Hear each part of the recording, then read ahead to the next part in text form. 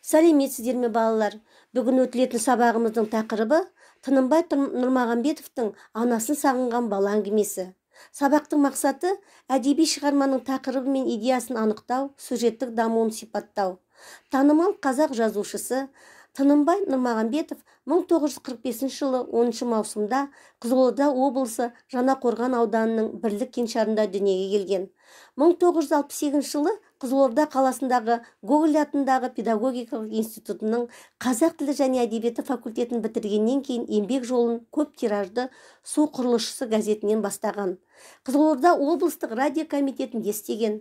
Жазушы баспасында редактор қызметін атқарған. 1981 жылы Максим Горький атындағы жоғары әдебиет курсын бітірген.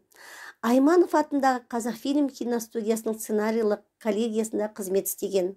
Алғашқы әңгімелер жинағы 1971 жылы «Қауын иісі» деген атпен шықты. Содан бері бірталай кітабы жарық көрді. Біраз туындысы орыс тіліне аударылып, жеке кітап болып басылды. «Хош бол ата», «Қарлығаштың ұясы» повестері, «Жалын альманахы» бірлесіп өткізген жабық конкурста жүлде алған.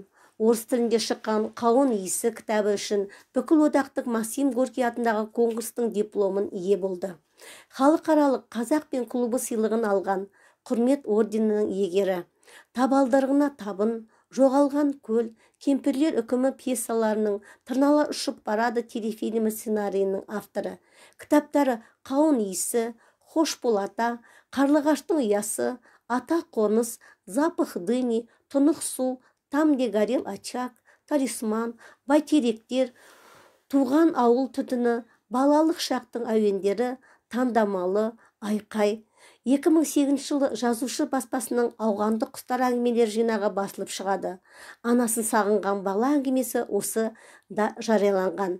Анасын сағынған бала әңгімесінде анасын сағынған кішкентай сәбидің қасіреті суреттелген. «Мама, мама, сенсің ғой, ең дана, мама, мама» деп анасына деген сағынышын жеткізеді. Сәби анасын бір көру үшін өмір сүргендей. Осылайша жазушы қоғамда орын алған әлеуметтік мәні өткір мәселеге назар аударады. Ал балалар, шығармамен танысып, төмендегі тапсырмалар мен сұрақтарға жауап береміз.